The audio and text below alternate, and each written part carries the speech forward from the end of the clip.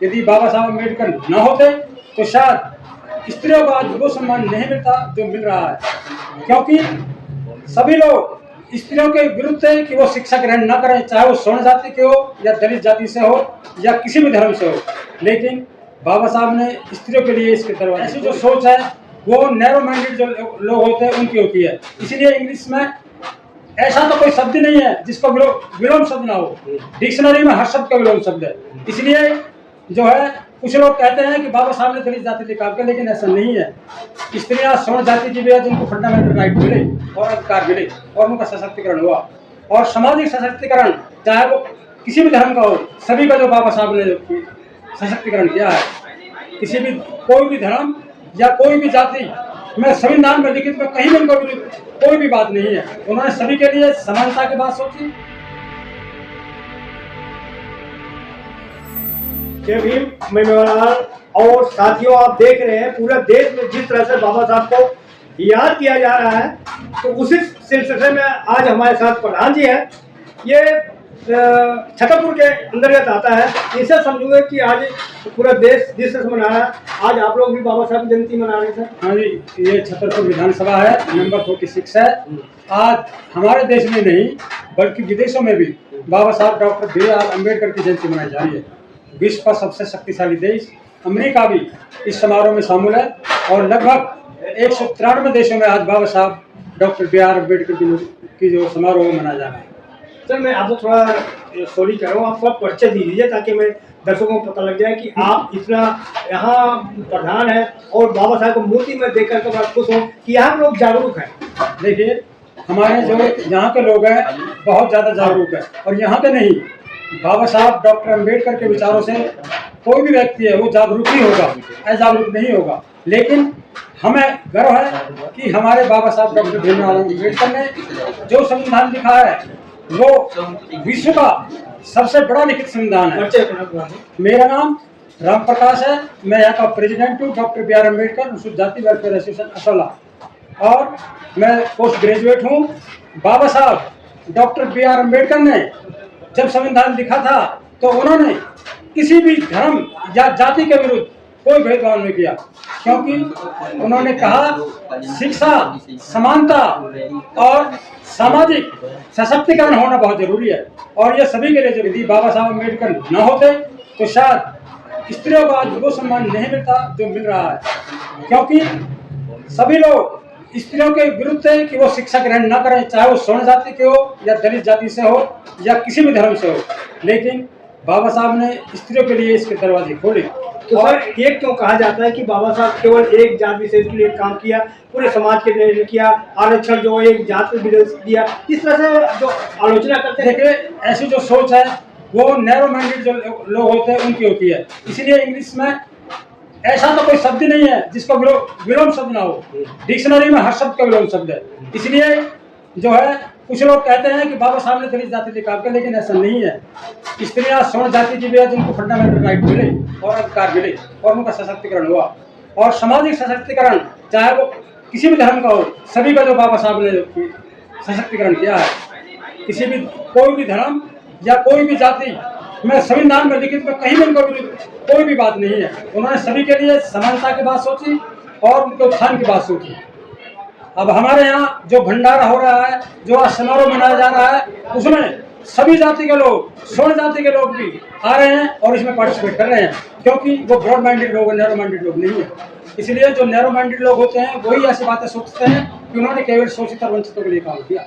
हाँ, ये जरूरी है कि मनुस्मृति की वजह से जो हमारे जो दलित लोग थे उनका शोषण बहुत ज़्यादा हुआ, तो इसलिए उनको ज़्यादा एहसास होता है कि हमारे लिए जो विशेष सरकार ने किया। क्योंकि जब उनको शिक्षा, धन रखने का अधिकार नहीं था, बोलने का अधिकार नहीं था, कोई सुनने का अधिकार नहीं था। जो सुनते हैं तो उनके कान को पिघला करके शीशा डाल दिया जाए, ऐसे ऐसे जो मनुस्मृति में लिखा था।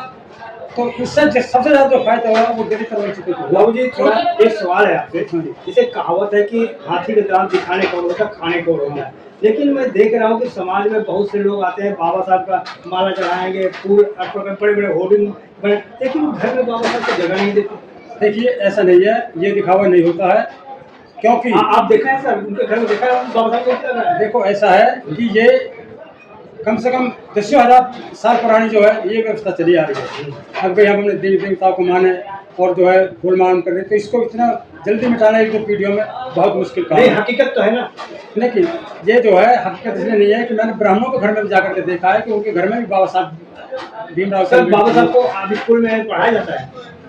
बाबा साहब की जो NCERT की किताबों में है, कुछ विद्यालयों में पढ़ाया जा रहा है बाबा साहब, और उसके विचारों को भी जो है आपने भी स्कूल में पढ़ा होगा सर। स्कूल में नेहरू गांधी की जय जयकार होता है, क्या बाबा साहब की जय जयकार? बिल्कुल। जब किताबों में जो है तो कहते हैं कि भारत का संविधान, जहाँ भी संविधान करता आएगा वह बाबा साहब का नाम अवश्य आएगा। और कहते हैं कि जब बाबा साहब जो है कोलंबिया यूनिवर्सिटी में गए और उसकी लाइब्रेरी में गए, तो वहाँ पर लिखा हुआ था कि जो है साधारण पुरुष मर जाता है, लेकिन जो महापुरुष है वो कभी नहीं मरता। जब बाबा साहब ने लाइब्रेरी में दोनों शब्दों को पढ़ा तो नीचे की लाइन को उन्होंने काट दिया, अगर भाई महापुरुषों जो है कभी नहीं मरते, उस लाइन को काट दिया। ये देख करके वहाँ लाइब्रेरी के जो प्रोफेसर थे और जो यूनिवर्सिटी प्रोफेसर थे, सबने एक मीटिंग बुलाई और बाबा साहब को बुलाया कि आपने इस लाइन को क्यों काटा, अभी महापुरुष मर जाता। बाबा साहब ने उत्तर दिया कि इस लाइन को मैंने इसलिए काटा कि जिस दिन महापुरुषों के विचार मर जाएंगे उस दिन वो महापुरुष मर जाएंगे। एक लास्ट सवाल सर, क्या आप मानते हैं कि बाबा साहब का संविधान बाबा साहब ने लिखा है? बिल्कुल, बाबा साहब का संविधान वो ड्राफ्ट कमेटी के अध्यक्ष है और प्रारूप समिति के अध्यक्ष होने के नाते वो बाबा साहब ने ही संविधान को लिखा है। और ये देश का क्या विश्व का सबसे बड़ा संविधान है और लिखित संविधान है। लेकिन क्यों ऐसा प्रचार हुआ कि बाबा साहब ने BN राव ने संविधान लिखा है? देखिए ऐसा होता है कि जब कोई भी मकान तैयार करते हैं तो उस मकान को तैयार करने में जो है मिस्त्री भी होते हैं, लेबर भी होते हैं, घर के उस सदस्य भी सब अपना काम करते हैं, लेकिन नाम मुखिया का ही होता है कि जो है तो इस घर के मुखिया कौन है, मकान उसने बनाया है। बाबा साहब ने जो है उसकी जब ड्राफ्टिंग थी तो उसमें काट साट या फिर जोड़ना घटाना सब कुछ जो है बाबा साहब के हाथों से हुआ, और उन्होंने जो है बाबा साहब का ही जो विशेष महत्व है इस संविधान को लिखने में, और बाबा साहब ने ही संविधान को लिखा है। आज देश के लोग या हमारे पुरुष इतने जो है इतना अवश्य जानते हैं कि बाबा साहब ने ये संविधान को लिखा है, लेकिन कुछ लोग मनुवादी लोग इसको भ्रम फैला कर पैदा कर रहे हैं कि बाबा साहब ने संविधान नहीं लिखा। ये गलत है, बिल्कुल संविधान बाबा साहब ने ही लिखा। एक चीज और विरोध हो रहा है सर, सुप्रीम कोर्ट के सामने बाबा साहब मूर्ति लगा है, तो कई वकील है कह रहे हैं कि क्या संविधान में लिखा है कि उनका मुद्दा सुप्रीम कोर्ट सामने लगाना चाहिए? देखिए ऐसा है कि बाबा साहब ने संविधान में जो फंडामेंटल राइट दिए हैं, उन फंडामेंटल राइट में उन लोगों का भी अधिकार है जो ये कहते हैं कि नहीं लगनी चाहिए, और उन लोगों का भी अधिकार है कि लगनी चाहिए। अब संविधान के हिसाब से, कानून के हिसाब से जो भी हमारे जज तय करते हैं वही होता है, क्योंकि मैंने भी आपको बताया कि डिक्शनरी में ऐसा एक भी शब्द नहीं है जिसका विलोम शब्द नहीं होगा, इसलिए जितने लोग मानने वाले होते हैं उन लोग ना मानने वाले होते हैं। आज के दिन क्या संदेश देना चाहोगे? आज के दिन हम संदेश देना चाहते हैं कि ज़्यादा से ज़्यादा शिक्षा, समानता और सामाजिक मजबूती के लिए कार्य करें और अपने बच्चों को शिक्षित बनाएं। और शिक्षित, क्योंकि बाबा साहब ने कहा था कि शिक्षा ही शेरनी का दूध है जो जितना पिएगा उतना दहाड़ेगा, और बिना शिक्षा के तो कहीं कोई बात नहीं पूछता। इसलिए आज के दिन शिक्षा का बहुत महत्व है और शिक्षा पर इसका भर देना चाहिए। धन्यवाद, आपने समय दिया। ये प्रधान जी थे, आपका बहुत बहुत धन्यवाद जी। तो प्रधान जी थे, हमारी बातचीत कैसे लगी बल्कि रवैया बताएं। धन्यवाद।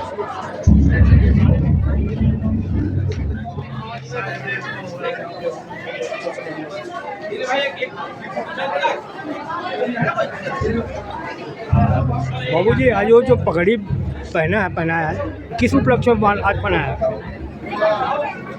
ये पगड़ी जो बनाया है बाबा साहब को बड़े छोटे का मान सम्मान करें। सम्मान कराने का ना हमारा। ये कौन पहनाया? क्या नाम है उसका? किसने पहनाया पगड़ी? कैसे? ये पगड़ी किसने पहनाया? उन्होंने पहनाई है, ये अध्यक्ष है। ये आज पगड़ी पहन के कैसा एहसास हो रहा है? ठीक है, बढ़िया है, बढ़िया सम्मान करा हमारा भाई, बुजुर्ग आदमी का सम्मान कर रहे हमारे हैं। बाबा साहब का जन्मदिन आज। अच्छा। बाबा सम्मान करा हाँ हाँ। सबको। आप लोग कहाँ रहते हैं? कहाँ रहते हैं? यही कहाँ कहाँ जगह का नाम बताइए। असौला में। आज बाबा साहब जयंती है। हाँ बाबा साहब घर में भी जगह दिए हो? है? बाबा साहब को घर में भी जगह दिए हो? हाँ, घर में जगह है। आपके घर में हाँ उनकी तस्वीर है? हाँ, तस्वीर है ये। अच्छा, दीवार में जाकर टोकते हैं ना। आपके घर में हाँ है? हाँ बाबा साहब का तस्वीर है घर में? बाबा साहब कौन थे? तस्वीरें हमारे घर में है। बाबा साहब कौन थे? भीमराव अम्बेडकर जी भीमराव अम्बेडकर कौन थे? जाटो समाज से अनुसूचित जाति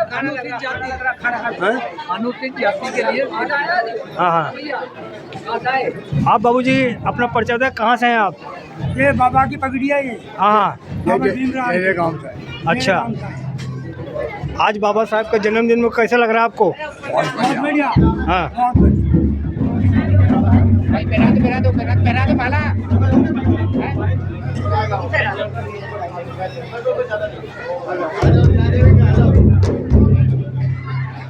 आप भी साथ में आओगे? आप साइड हो जाओ, थोड़े पीछे